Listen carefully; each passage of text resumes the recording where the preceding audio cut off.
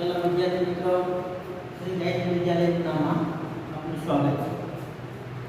મિત્રો, આપણું જે ધોરણ 10 ની અંદર વિષય વિજ્ઞાનમાં પ્રકરણ 10 બરાબર પ્રકાશ પરાવર્તન અને વક્રીકરણ જે આપણું આગલા વિડિયોમાં આપણે થોડો અભ્યાસ કરી રહ્યા છીએ। હવે નેક્સ્ટ વિડિયોની અંદર આપણે ત્યાંથી એને કન્ટિન્યુ રાખશું। મિત્રો, છેલ્લે આપણે જોયું કે ગોલીય અરીસા બરાબર ત્યાં પહોંચ્યા હતા। ગોલીય અરીસા વિશે થોડી તમને હિન્ટ આપે કે ગોલીય અરીસા કોને કહેવાય। તો મિત્રો, આપણે વાત કરી હતી કે જે અરીસાની અંદરના ભાગમાં કે બહારના ભાગમાં ત્યાં બરાબર સપાટી વક્રાકાર હોય તો એને ગોલીય અરીસા કહેવાય। પછી એની અંદર આપણે બે પ્રકાર જોયા હતા ગોલીય અરીસાના। આમાં પહેલો પ્રકાર છે અંતર્ગોળ અરીસો, એટલે કે જે અરીસાની અથવા જે ગોલીય અરીસાની અંદરની સપાટી વક્રાકાર હોય તો એને અંતર્ગોળ અરીસો કહેવાય છે, અને જે ગોલીય અરીસાની બહારની સપાટી વક્રાકાર હોય તો એને બહિર્ગોળ અરીસો કહેવાય છે। સમજાયું મિત્રો? તો લાસ્ટ આપણે આ ગોલીય અરીસા અને તેના બે પ્રકારો વિશે વાત કરી। હવે આપણે ત્યાંથી આગળ વધીએ કે આ ગોલીય અરીસા વિશે બરાબર કેટલાક પદોની સમજૂતી મેળવી। જો ધ્યાન રાખો મિત્રો, અરીસો કેવી રીતે બનાવવામાં આવે છે અને સાથે સાથે આપણે એ પણ શીખીશું। તો એના કેટલાક જે પદો છે એ આપણે સમજીએ। જો આગળના જે ગોલીય અરીસાના ઉપયોગો છે એની અંદર બરાબર પ્રતિબિંબ મેળવવા માટે આ બધા જે પદો છે એ ખૂબ જ જરૂરી છે। જો યાદ રાખજો મિત્રો, તો આપણે ગોલીય અરીસાના પદોની વાત કરીએ તો સૌપ્રથમ તમને ખબર છે મિત્રો કે ગોલીય અરીસો એટલે કેવો ગોળાકાર ભાગ હોય છે। સમજાયું? હવે આવા ગોળાકાર ભાગમાંથી કોઈ એટલો ભાગ એટલે કે આ રીતે લઈ આવવામાં આવે, જો સમજો, અને પછી એને બહારની તરફ જો તમે ચળકતી બનાવો તો એ બહિર્ગોળ અરીસો બને, અને અંદરની સપાટી જો ચળકતી બનાવો તો એ શું બનશે? તો અંતર્ગોળ અરીસો। મિત્રો, આપણે અહીંયા આજે વાત કરીએ છીએ એ અંતર્ગોળ અરીસો છે। અંદરની સપાટી આપણે એને ચળકાવી બનાવીશું। સમજો ક્यों? તો હવે તમે જોઈ શકશો કે તમે આ રીતે અરીસાને લેતા હો। સમજાયું મિત્રો? તો આ બની ગયો તમારો અંતર્ગોળ અરીસો। જો ધ્યાન રાખો, હવે અંતર્ગોળ અરીસાની અંદર બરાબર કેટલાક પદો હોય છે, એ જ રીતે તમે બહિર્ગોળ અરીસાની અંદર પણ શીખી શકશો મિત્રો। જો ધ્યાન રાખો, તો એને આપણે બહિર્ગોળ અરીસાને પણ આ રીતે લેશું। સમજો મિત્રો? હવે આપણે આ રીતે ભાગ લઈ શકીએ। બહારની સપાટી છે એ ચળકતી બનાવવાની છે, એટલે તમારે આ રીતે એને બતાવવાનું। જો સમજો કે મિત્રો આ બહિર્ગોળ આ કેવું લ્યો અંતર્ગોળ બરાબર ધ્યાન રાખજો મિત્રો, આકૃતિ દોરવામાં, અને આ બહિર્ગોળ કયું મિત્રો?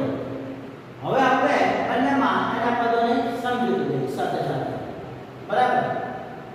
તો તમને ખબર છે કે આમાં કયા કયા પદો આવે છે બરાબર? કે કોઈ પણ અરીસાની સામે તમે વસ્તુને રાખો તે વસ્તુ પરથી પ્રકાશનું કિરણ આપાત થશે અરીસામાં બરાબર, અને એ અરીસા દ્વારા એ વસ્તુનું પ્રતિબિંબ આપણને મળે છે। તો એ કેવી રીતે મળે છે જે આપણે સમજીએ।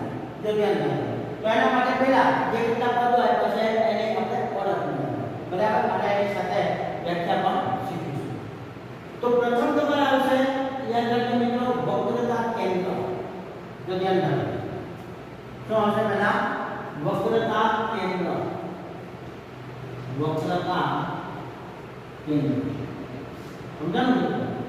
હમણાં તમે જોયું મિત્રો કે આપણે આગળ વર્તુળાકાર લીધું, સમજો મિત્રો વર્તુળાકાર। તો તમે આગળના ધોરણમાં મેથેમેટિક્સ ની અંદર શીખી ગયા છે કે કોઈ પણ વર્તુળના અંદરના ભાગનું જે સેન્ટર બિંદુ છે બરાબર, સેન્ટર પોઈન્ટ યાદ રાખો, એને આપણે શું કહીએ છીએ?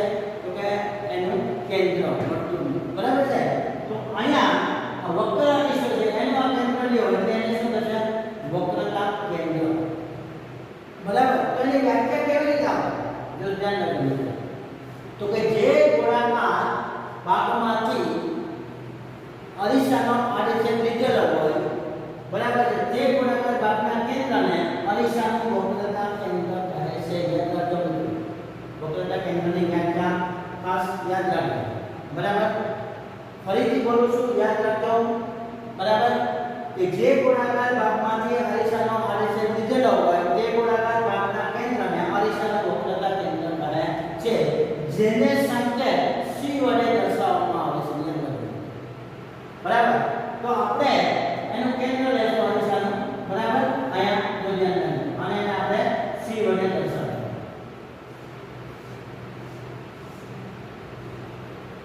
કે મિત્રો આપણે એને C કહીએ. જો સમજો, વક્રતા કેન્દ્ર C થયું. હવે જે અરીસા યાદ રાખજો આડછેદ છે, એટલે કે જે વક્ર અરીસો છે એના મધ્ય બિંદુને યાદ રાખજો મિત્રો, અહીંયા P એટલે કે એને આપણે ધ્રુવ કહીશું. અરીસાનો ધ્રુવ આ શું છે મિત્રો? વક્રતા કેન્દ્ર. સંકેતો અને Q બિંદુ ક્યાં સ્થાને આવેલું ખાસ યાદ રાખજો. વક્રતા કેન્દ્ર એની વ્યાખ્યા અરીસાનો ધ્રુવ કોને કહે છે મિત્રો? બરાબર, તો તમારે યાદ રાખવાનું છે કે અરીસાના મધ્ય બિંદુને, એટલે કે અરીસાનો જે પ્રતિબિંબ રહેતો ભાગ છે એના મધ્ય બિંદુને આપણે ધ્રુવ કહીએ છીએ. સમજાયું મિત્રો? હવે તમે જોઈ શકશો કે આ ધ્રુવ અને વક્રતા કેન્દ્રમાંથી એક રેખા પસાર થતી હોય એવી આપણે કલ્પના કરીશું. તો ધ્યાન રાખજો મિત્રો, તો આપણે એવી રીતે એવું નામ આપશું કે અરીસાના ધ્રુવ અને વક્રતા કેન્દ્રમાંથી પસાર થતી કાલ્પનિક રેખાને શું કહેશું? તો કે મુખ્ય અક્ષ. યાદ રાખજો મિત્રો, આને કહેશું આપણે મુખ્ય અક્ષ. અક્ષ એટલે ધરી. કે મિત્રો જો ધ્યાન રાખજો, તો આ 3 પોઈન્ટ બરાબર યાદ રાખજો. શરૂઆતમાં તમને ખ્યાલ આવશે. બરાબર, હવે વક્રતા કેન્દ્ર પછી આપણે લીધું ધ્રુવ. તો ચાલો મિત્રો, એના પછી મુખ્ય અક્ષ. હવે એના અનુસંધાને આપણે આગળ વધીએ. જો ધ્યાન રાખજો. બરાબર, હવે તમારી પાસે આંતરકોણ અરીસો છે. આ રીતે તમે બહિર્કોણ અરીસામાં આ બાજુને લઈ શકશો મિત્રો. બરાબર છે, તો ધ્યાન રાખજો. બહિર્કોણ અરીસામાં ધ્રુવ છે એ અહીંયા જ આવશે. તમે એ પણ સમજી શકશો. સમજાયું મિત્રો? વક્રતા કેન્દ્ર છે એ પણ અહીંયા રહેશે. કેમ? જો ધ્યાન રાખજો. હવે અહીં બહારની સપાટી ચળકાટ ધરાવે છે, એટલે આપણે જે કિરણ આપાત કરતા હોય એ આપણે બહારની તરફથી આપાત કરતા હોય છે. જો ધ્યાન રાખજો. બરાબર છે, એટલે આ રીતે તમે જે રેખા દોરશો તો એ મુખ્ય અક્ષ છે. આની અંદર થયું મિત્રો? આ શું થયું? તો મુખ્ય અક્ષ. બરાબર, એટલે આની સાથે તમે કમ્પેર કરશો એટલે તમને ખ્યાલ આવશે કે આંતરકોણ અરીસા અને બહિર્કોણ અરીસામાં શું સમાનતા છે અને શું ભિન્નતા છે. સમજ્યા મિત્રો? હવે આપણે જો યાદ રાખો, અરીસાનું વક્રતા કેન્દ્ર અને ધ્રુવ એનું વચ્ચેનું અંતર. મિત્રો તમે વર્તુળની અંદર શીખી ગયા છો કે આ આપણે કેન્દ્ર કહે છે વર્તુળનું. બરાબર, તો આ જે બને છે ધારો કે બિંદુ C થી A સુધી, તો એને તમે ત્રિજ્યા R કહેતા. સમજ્યા મિત્રો? તો આની પર તમે જોઈ શકશો કે આખું તમે વર્તુળની કલ્પના કરો. વર્તુળાકાર એટલે કે ગોળીય અરીસાની, તો કેન્દ્રથી વર્તુળના પરના બિંદુ સુધીના અંતરને આપણે શું કહીએ છીએ? ત્રિજ્યા. તો અહીંયા તમને ખબર પડશે કે અહીં વક્રતા કેન્દ્રથી ધ્રુવ વચ્ચેનું અંતર છે એને આપણે શું નામ આપશું? તો કે વક્રતા ત્રિજ્યા. યાદ રાખજો મિત્રો, જેને આપણે R વડે દર્શાવશું. Capital R. યાદ રાખજો. બરાબર, આ છે વક્રતા ત્રિજ્યા. તો ધ્યાન રાખજો, વક્રતા ત્રિજ્યા. કે મિત્રો હવે આપણે એની વ્યાખ્યા કેવી રીતે આપી શકશું વક્રતા ત્રિજ્યાની? તો તમે બહુ સરળતાથી બોલી શકો છો. બરાબર, કે ગોળીય અરીસાના વક્રતા કેન્દ્ર અને ધ્રુવ વચ્ચેના અંતરને તે અરીસાની વક્રતા ત્રિજ્યા કહે છે. જેમ મિત્રો બહુ સરળ છે. તમે એક સાથે બધી વ્યાખ્યાઓ આ બધી વખતે યાદ રાખી શકશો. બહુ ઈઝી. સમજે છે?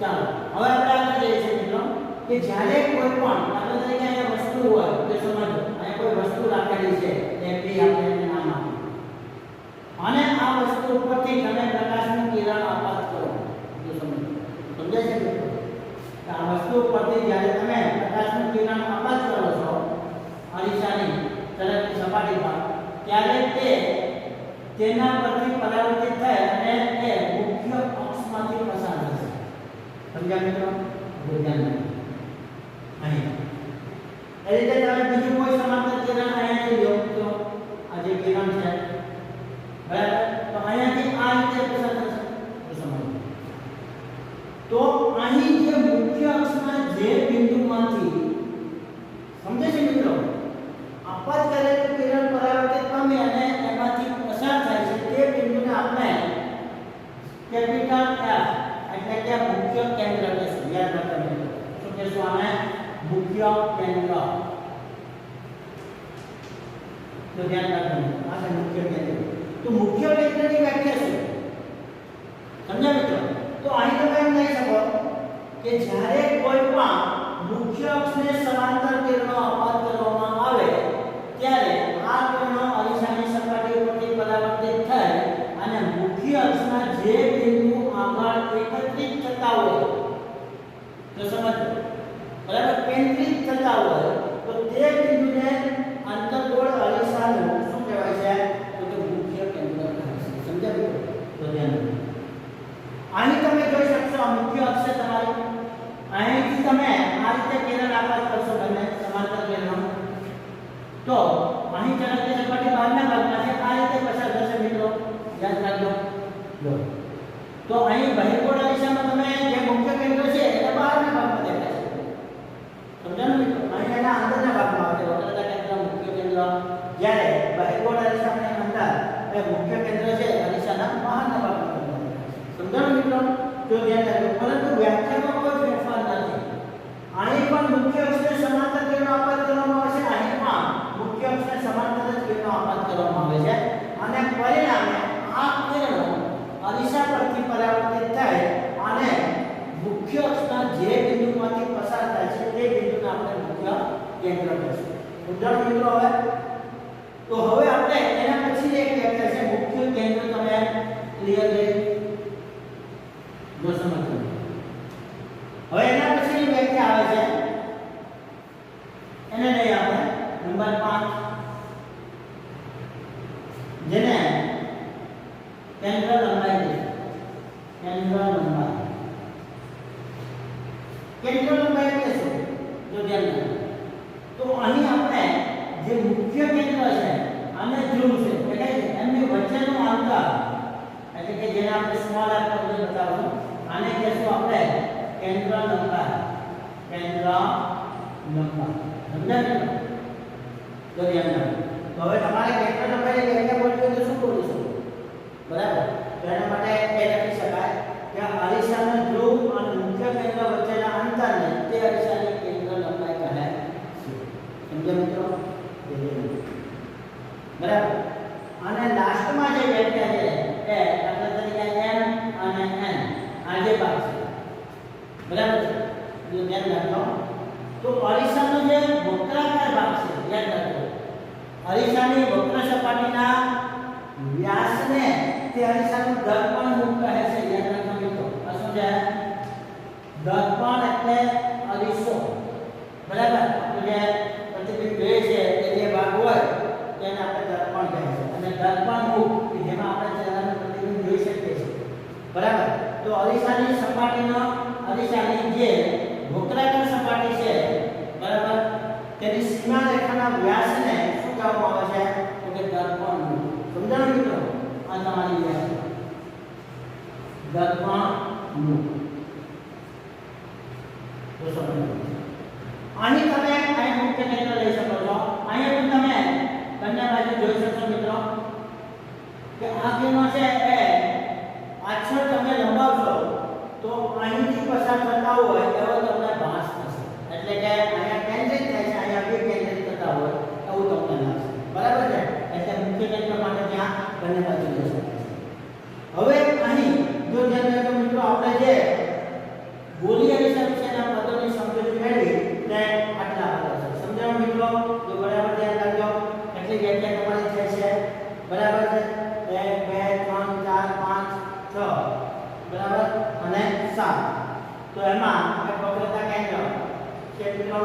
બીજું છે ધ્રુવ, પછી આવશે મુખ્ય અક્ષ, પછી મુખ્ય કેન્દ્ર, બરાબર, પછી કેન્દ્ર લંબાઈ અને એક છે વક્રતા ત્રિજ્યા.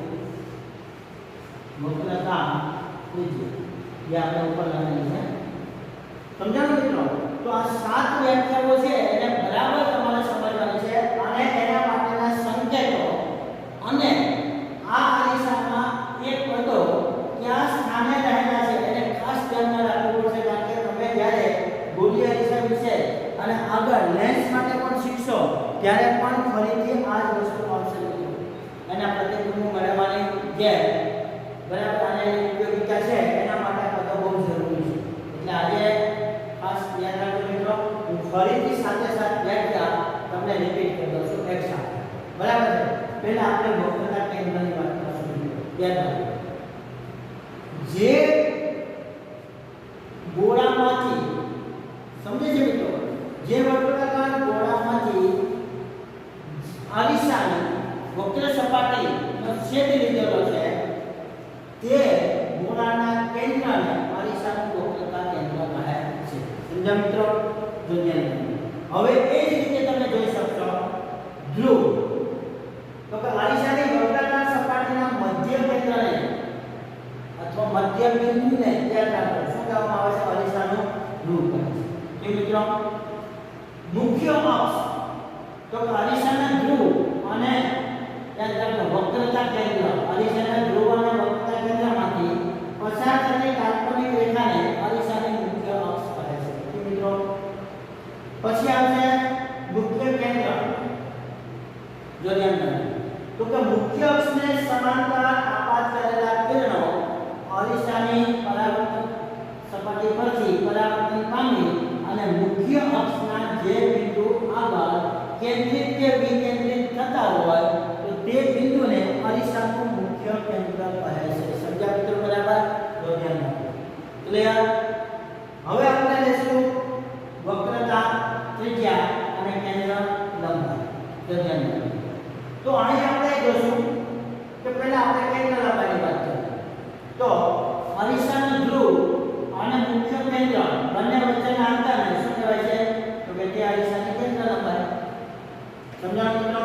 એ રીતે વક્રતા ત્રિજ્યા આપણે લઈ રાખવાનું પછી સમજીએ એની સાથે સંબંધ ધરાવે છે. એટલે તો વક્રતા ત્રિજ્યા એટલે શું? તો અહીં તમે બોલતા હતા કે P અને M એટલે કે ધ્રુવ અને મુખ્ય કેન્દ્ર વચ્ચેનો જે ભાગ છે એને આપણે કેન્દ્ર લંબાઈ કહેવાય. અહીં તમારે આવવાનું છે અરીસાનું ધ્રુવ અને વક્રતા કેન્દ્ર વચ્ચેના અંતરને શું કહેવામાં આવે છે? વક્રતા ત્રિજ્યા, જેને કેપિટલ R લખેલું છે. યાદ રાખજો મિત્રો, અહીં ખાસ કેપિટલ અને સ્મોલ અક્ષર લખવામાં ખાસ ધ્યાન રાખો. અરીસાનું મુખ્ય કેન્દ્ર છે તે કેપિટલ F વડે દર્શાવાય છે, જ્યારે એની કેન્દ્ર લંબાઈ છે તે સ્મોલ f વડે દર્શાવાય છે. એટલે ખાસ ધ્યાન રાખજો, એકબીજાની જગ્યાએ તમે એનો ઉપયોગ કરતા નહીં, નહીંતર એનો અર્થ બદલાઈ જશે મિત્રો. યાદ રાખજો. બરાબર? હવે આ રીતે તમે સમજૂતી આ બધી જે છે બહિર્ગોળ અરીસા માટે પણ આ રીતે તમે મેળવી શકો અને તમે ઘરે આ રીતે આકૃતિ બનાવી બહિર્ગોળ અરીસાની અને તમારા પાઠ્યપુસ્તકમાં પણ આપેલું છે અને એ રીતે આ બધાની સમજૂતી મેળવી અને તમે પણ જાતે બોલવાનો પ્રયત્ન કરો અને મને વિશ્વાસ છે મિત્રો કે તમે પણ તેને જોઈ અને મારી જેમ જ બરાબર જાતે બોલી શકશો. સમજો મિત્રો? બહુ કોઈ કઠિન નથી, બહુ ઈઝી છે મિત્રો. તમે પણ આ રીતે સરળતાથી એને મોઢે બોલી શકશો.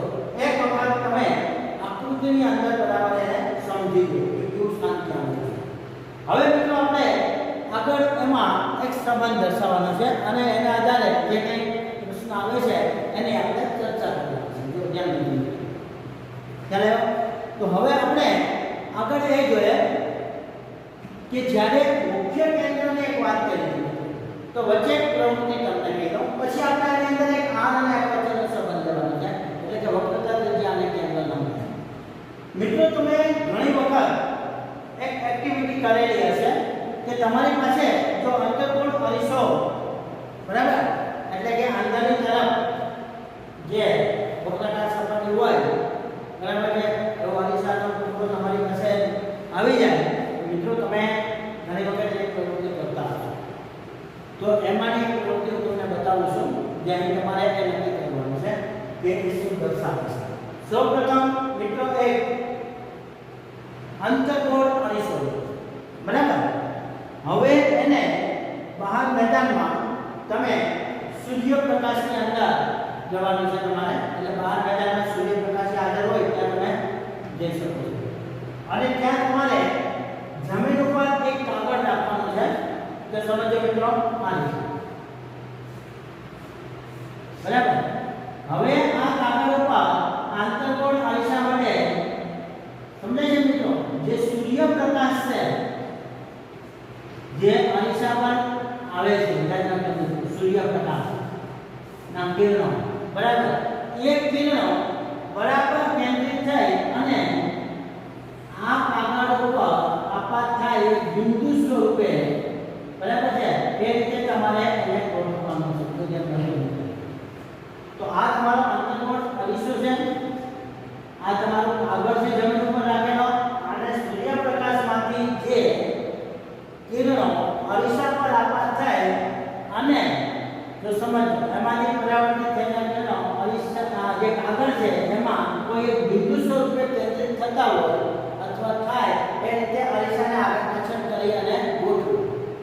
જો તમે થોડી વાર પછી અવલોકન કરશો મિત્રો, તો અહીં તમને કોઈ બળવાની સ્મેલ આવશે, એટલે કે એની ગંધ આવશે, તો સુગંધ જે તમે બરાબર કંઈક બળતું હોય એ તમને વાસ આવશે, આપણે ગંધ અથવા વાસ કહીશું બરાબર. હવે થોડી વાર પછી તમે એમાં જોશો તો ધીમે ધીમે એમાંથી ધુમાડો ઉત્પન્ન થતો હોય બરાબર છે કાગળમાં, તો એ રીતે તમને જોવા મળશે. ક્યું મિત્રો? અને એ પછી વધારે સમયને રાખશો તો કાગળ છે એ પ્રજ્વલિત થઈ જશે, એટલે કે સળગી ઉઠશે. તો મિત્રો યાદ રાખજો.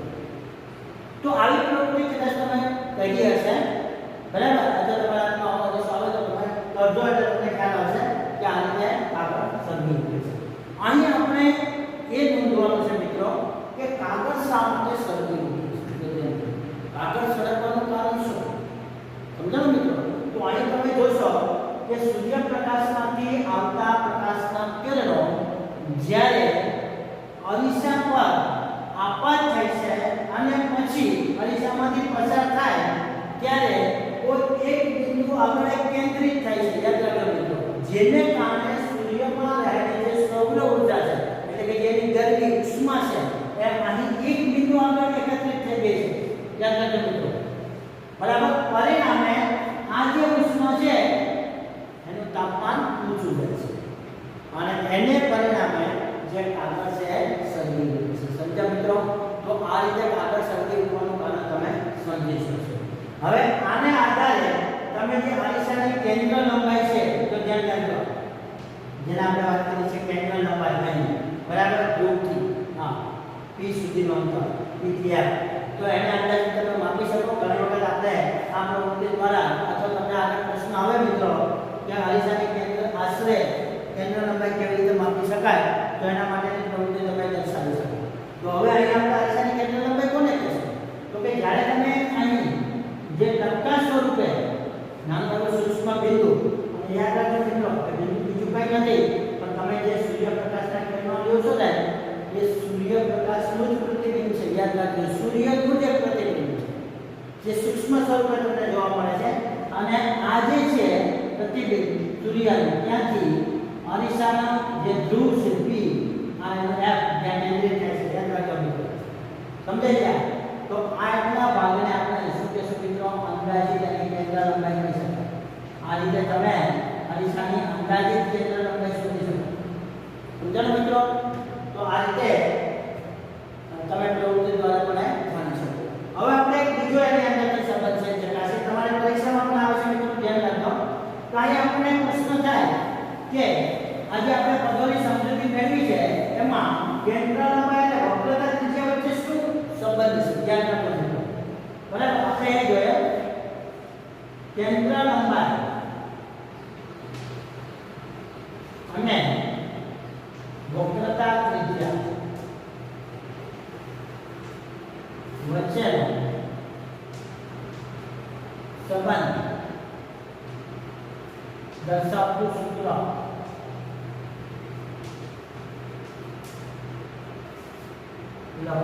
મિત્રો તમને એક વાક્યના પ્રશ્નમાં કે એમસીક્યુ માં પણ આવી શકે કે કેન્દ્ર લંબાઈ અને વક્રતા ત્રિજ્યા વચ્ચેનો સંબંધ દર્શાવતું સૂત્ર નીચેનામાંથી કયું છે? સમજાય છે મિત્રો? તો અહીંયા આપણે બંને વચ્ચેનો સંબંધ ચકાસીએ. જો ધ્યાન રાખો. તમને ખબર છે કે વર્તુળાકાર ત્રિજ્યાને કેપિટલ R વડે દર્શાવી છે, જ્યારે કેન્દ્ર લંબાઈને આપણે સ્મોલ f વડે દર્શાવી. મિત્રો તમે અહીં જોઈ શકશો કે આપણે P થી C સુધીના અંતરને વક્રતા ત્રિજ્યા R કીધી છે. સમજાયું મિત્રો? અને P થી F સુધીના અંતરને આપણે કેન્દ્ર લંબાઈ f કીધી છે. હવે તમે જોઈ શકશો મિત્રો કે f છે એ મુખ્ય અક્ષ પર આવેલા ધ્રુવ અને વક્રતા કેન્દ્રનું મધ્ય બિંદુ છે, યાદ રાખજો. એટલે કે અરીસાનું મુખ્ય કેન્દ્ર એ અરીસાનું વક્રતા કેન્દ્ર અને ધ્રુવ વચ્ચેનું મધ્ય બિંદુ છે, યાદ રાખજો. તો એના ઉપરથી તમને એક ખ્યાલ આવ્યો હશે કે કેન્દ્ર લંબાઈ કરતા વક્રતા ત્રિજ્યા હંમેશા બમણી હોય, અથવા તો વક્રતા ત્રિજ્યા કરતા કેન્દ્ર લંબાઈ કેવી હશે? તો કે એના કરતા અડધી હશે. સમજાયું મિત્રો? તો આપણે અહીં સૂત્ર આ રીતે લખી શકીએ, r બરાબર 2f. તો સમજો આ શું બતાવે છે કે અરીસાની વક્રતા ત્રિજ્યા એટલે કેન્દ્ર લંબાઈ કરતા બમણી છે. સમજાયું મિત્રો? અથવા તમે આને આમ પણ લખી શકો કે સ્મોલ f બરાબર r/2. એ પણ શું બતાવે છે કે અરીસાની કેન્દ્ર લંબાઈ એ અને વક્રતા ત્રિજ્યા કરતા અડધી છે. ખ્યાલ આવ્યો મિત્રો? ગમે તે રીતે તમે લખી શકો. તો બંને વચ્ચેનો સંબંધ સૂત્ર છે, યાદ રાખજો. અરીસા ગમે તે રીતે તમને આવે. બીજું મિત્રો, આની પરથી તમને એક બીજો નાનો ક્વેશ્ચન અથવા તો એક વાક્યમાં પૂછી શકાય એવો નાનો દાખલો, જેની તમારે મૌખિક ગણતરી કરીને જવાબ આપવાનો હોય છે. દાખલા તરીકે તમને એમ કે મિત્રો કે અંતર્ગોળ અરીસાની વક્રતા ત્રિજ્યા નું માપ 20 સેન્ટીમીટર છે, યાદ રાખજો. તો તેની કેન્દ્ર લંબાઈ શોધો. સમજાણું મિત્રો? આ તમને r બરાબર આપેલું છે 20 સેન્ટીમીટર. તો કેન્દ્ર લંબાઈ શોધો. તો તમારે શું કરવાનું મિત્રો? હંમેશા કેન્દ્ર લંબાઈ છે વક્રતા ત્રિજ્યા કરતા અડધી હોય. એટલે કે તમે આ માપ અહીંયા મૂકશો એટલે તમને સરળતાથી f મળી શકશે. તો તમે ઓરલી એમને મૌખિક પણ કહી શકશો કે 20 ના અડધા કેટલા થશે? 10. એટલે 10 સેન્ટીમીટર એની કેન્દ્ર લંબાઈ છે. સમજ્યા મિત્રો? એ જ રીતે તમને કહે કે કોઈ પણ અંતર્ગોળ અરીસો કે બહિર્ગોળ અરીસો, યાદ રાખજો બંને માટે બધા પદો લાગુ પડે છે. એની કેન્દ્ર લંબાઈ છે બરાબર એ 15 સેન્ટીમીટર છે, યાદ રાખજો. તો એની વક્રતા ત્રિજ્યા શોધો. તો તમને ખબર છે કેન્દ્ર લંબાઈ કરતા વક્રતા ત્રિજ્યા બમણી હોય. ત્યારે તમે બે વડે ગુણી નાખશો એટલે શું મળશે મિત્રો? તો કે 30 સેન્ટીમીટર છે એ વક્રતા ત્રિજ્યા મળશે. તો યાદ રાખજો મિત્રો કે સાથે સાથે આપણે જે કઈ પદો સમજીએ આકૃતિ દ્વારા, મિત્રો તમને મેં એ પણ કીધેલું કે આ પ્રકરણની અંદર તમારે મોટા ભાગના પ્રશ્નો આકૃતિ દ્વારા સમજવાના છે. જો યાદ રાખજો મિત્રો.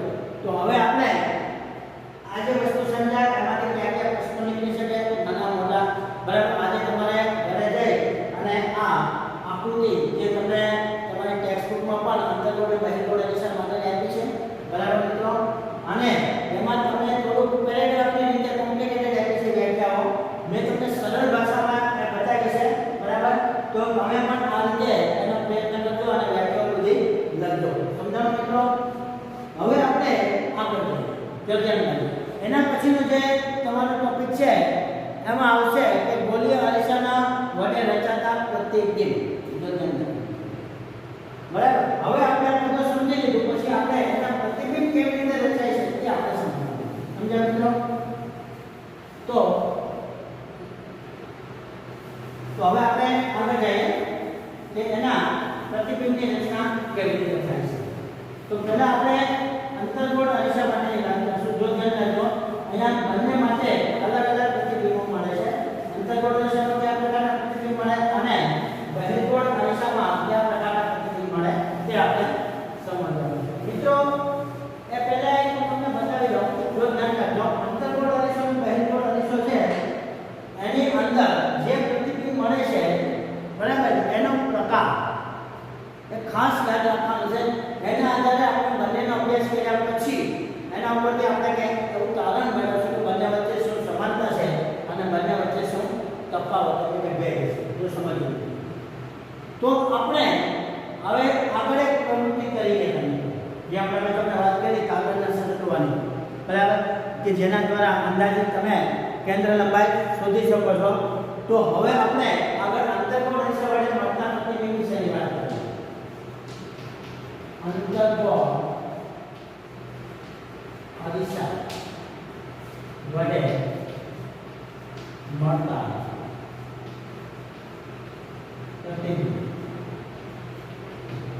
અથવા રચાતા પ્રતિબિંબ. સમજાયું મિત્રો? તો હવે આપણે એને જોઈ લઈએ. પહેલા કોષ્ટક દ્વારા આપણે એને સમજી લઈએ કે પહેલા તમે કોઈ પણ વસ્તુ છે અરીસાની સામે કયા સ્થાને મૂકો છો અને ત્યારે તમને એ પ્રતિબિંબ કયા સ્થાને પ્રાપ્ત થાય છે અને ત્યારે પ્રતિબિંબ કેવું મળે છે જો સમજો. બરાબર? એ કદ કેવું છે અને એ પછીનો પ્રકાર છે. જેમ આપણે સમતલ અરીસા માટે મિત્રો તમે અરીસા સામે ઊભીને મેં તમને કીધું કે મેં ચાર લાક્ષણિકતાઓ જોઈએ છે સમતલ અરીસા માટે મળતા પ્રતિબિંબ વિશેની. બરાબર છે? અને તમને યાદ પણ રહી ગઈ છે. એમ હવે આપણે ગોળીય અરીસા માટે મેળવશું. તો એમાં પહેલા આપણે લઈશું અંતર્ગોળ અરીસા. સમજાય છે મિત્રો? તો પહેલા આપણે જે લઈશું એની અંદર વસ્તુનું સ્થાન યાદ રાખજો મિત્રો. પહેલા આપણે આ રીતે સમજી લઈએ વસ્તુનું સ્થાન. પછી આવશે પ્રતિબિંબનું સ્થાન. પ્રતિબિંબનું સ્થાન. તો પ્રતિબિંબ કયા સ્થાને? પછી આવશે પ્રતિબિંબનું કદ અથવા એનું માપ. તમે જે કીધું છે પ્રતિબિંબનું કદ અથવા તો માપ અને પ્રતિબિંબનો પ્રકાર.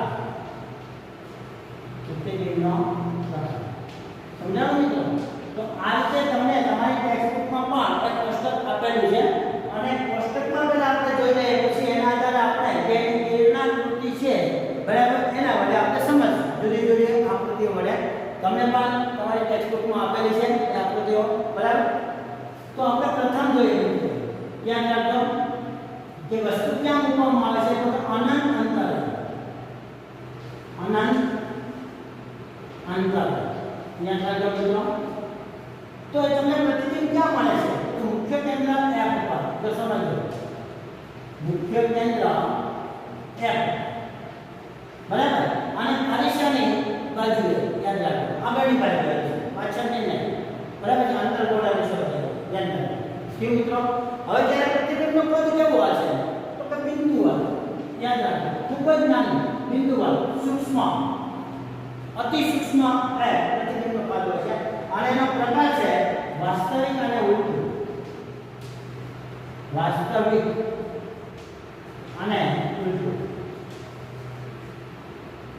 સમજાયું મિત્રો? તો આ રીતે અનંત અંતરે જ્યારે કોઈ પણ વસ્તુને અંતર્ગોળ અરીસાની સામે મૂકવામાં આવે ત્યારે એનો મળતા પ્રતિબિંબનું સ્થાન મુખ્ય કેન્દ્ર F પર હોય. બરાબર? અને અરીસાના આગળના ભાગમાં મળે તેમજ તેનું કદ છે બિંદુ હશે તથા એનો પ્રકાર છે વાસ્તવિક અને ઉલટું હોય છે. સમજાયું મિત્રો? હવે તમે જોઈ શકશો બીજું કેમ કે જેની અંદર વસ્તુને કયા સ્થાને મૂકે તો કેવું પ્રતિબિંબ મળે. તો આપણે એને વક્રતા કેન્દ્રથી દૂર. હવે તમને ખબર છે મિત્રો કે વક્રતા કેન્દ્રને તમે C વડે દર્શાવો છો તો C થી દૂર. પછી આપણે કિરણાકૃતિની અંદર જોશું ત્યારે તમને ખ્યાલ હશે મિત્રો કોષ્ટક સામે રાખો. પહેલા તમે બરાબર કોષ્ટકને સમજી લો કે જ્યારે વક્રતા કેન્દ્રથી દૂર રાખવામાં આવે છે ત્યારે એનું પ્રતિબિંબ ક્યાં મળે છે તો કે વક્રતા કેન્દ્ર અને મુખ્ય કેન્દ્રની વચ્ચે. યાદ રાખજો મિત્રો C અને F ની વચ્ચે મળશે. ક્યાં મળશે? C અને F ની વચ્ચે. પ્રતિબિંબનું સ્થાન ક્યાં હશે તો કે વક્રતા કેન્દ્ર અને મુખ્ય કેન્દ્ર. હવે આના મેં સંકેતો આપી દીધા છે મિત્રો એટલે એનાથી યાદ રાખજો વક્રતા કેન્દ્ર અને મુખ્ય કેન્દ્રની વચ્ચે મળશે. અને જ્યારે પ્રતિબિંબનું પદ છે કેવું હશે તો કે થોડું પહેલા કરતા મોટું.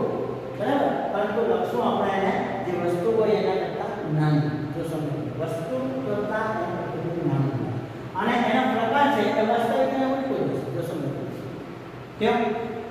નંબર 3 તમે વક્રતા કેન્દ્ર પર C ઉપર જો ધ્યાન રાખજો જ્યારે કોઈ પણ વસ્તુને વક્રતા કેન્દ્ર પર મૂકવામાં આવે છે ત્યારે એનું પ્રતિબિંબ પણ તે જ સ્થાને મળે છે. યાદ રાખજો મિત્રો C પર જ.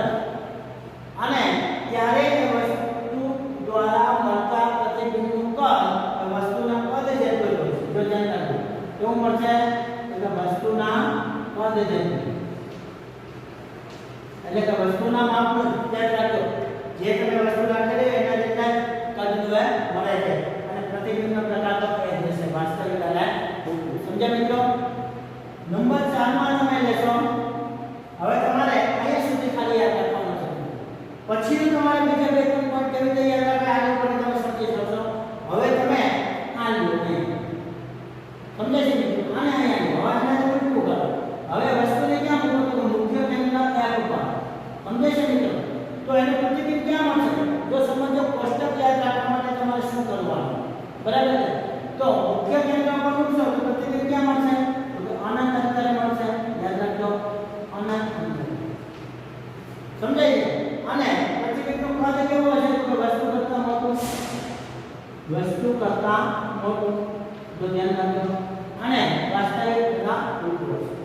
સમજો મિત્રો એ રીતે નંબર 5 જેમાં તમે આ લે કરે છે કોની વચ્ચે તમે હવે વસ્તુ મૂકશો કે C અને F ની વચ્ચે સમજો મિત્રો તો પ્રતિબિંબ ક્યાં મળશે તો કે વક્રતા કેન્દ્રથી દૂર એટલે કે C થી દૂર મળશે સમજો મિત્રો અને જે પ્રતિબિંબ છે એના કદ બરાબર તો કે ખૂબ જ મોટું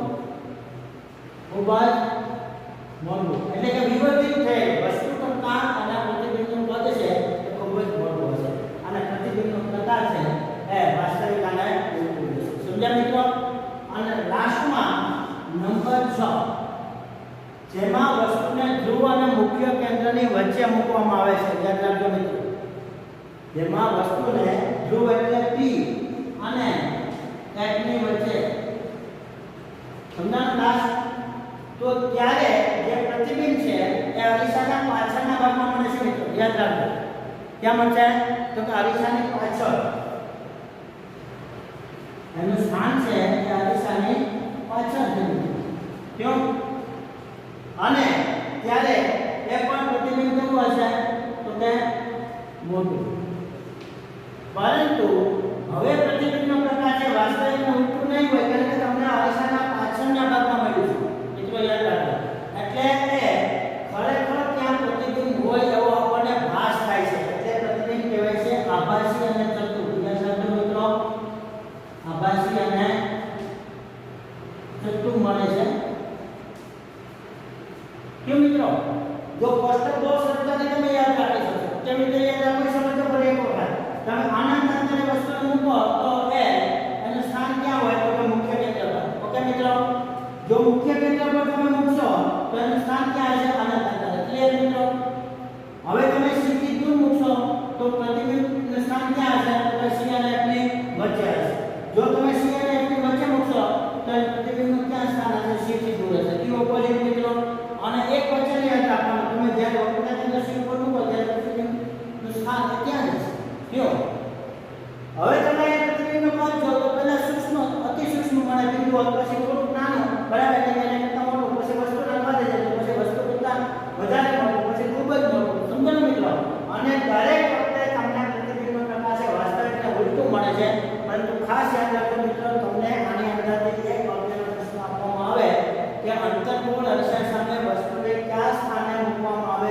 તો તેનું પ્રતિબિંબ આભાસી અને ચતુર મળે યાદ રાખજો મિત્રો તો તમારે જવાબમાં શું લખવાનું તો કે P એટલે ધ્રુવ અને F એટલે મુખ્ય કેન્દ્રની વચ્ચે મૂકવામાં આવે ત્યારે ક્લિયર મિત્રો બીજું તમને અંતર્ગોળ અરીસાની પાછળ બરાબર પ્રતિબિંબ મળે છે તો એક જ જગ્યાએ તમે જોજો બધામાં તમને આગળના ભાગમાં મળે છે બરાબર તો ઘણી વખત તમને એમ પણ આવે કે અંતર્ગોળ અરીસા સામે વસ્તુને કયા સ્થાને મૂકવામાં આવે તો તેનો પ્રતિબિંબ ખૂબ જ વિવર્તિત શબ્દ યાદ રાખજો મિત્રો એનો મતલબ મોટું થાય છે ખૂબ જ મોટું બરાબર તો વિવર્તિત અને આભાસી તથા ચતુર મળે છે તો પણ તમે લખી શકશો મિત્રો કે કયા સ્થાને મૂકાય આ પણ ખાસ યાદ રાખજો લાસ્ટ છે બરાબર હવે આપણે તમારી ટેક્સ્ટબુકની અંદર જ્યાં કોષ્ટકને આધારે કિરણાકૃતિઓ આપી છે મિત્રો બરાબર તો એને બરાબર તમારે ઘરે અભ્યાસ કરવાનો છે અને એની જરૂર પડશે તો આપણે નેક્સ્ટ વિડિયોની અંદર આ કોષ્ટકના આધારે કિરણાકૃતિ દ્વારા હું તમને બતાવીશ એટલે તમને ખ્યાલ આવશે મિત્રો તો આજે ખાસ તમે જે અંતર્ગોળ અરીસા કોને કહે છે અંતર્ગોળ અરીસાના પ્રકારો કેટલા એની વ્યાખ્યા બરાબર છે પછી અંતર્ગોળ અરીસા વિશેના પદોની સમજૂતી અને સાથે સાથે વ્યાખ્યાઓ તથા અંતર્ગોળ અરીસા માટે મળતા પ્રતિબિંબ બરાબર કેવા પ્રકારના હોય છે તેનું કોષ્ટક આટલી વસ્તુ આપણે સમજ્યા જેનો અભ્યાસ તમારે ઘરે કરવાનો છે ઓકે મિત્રો બાય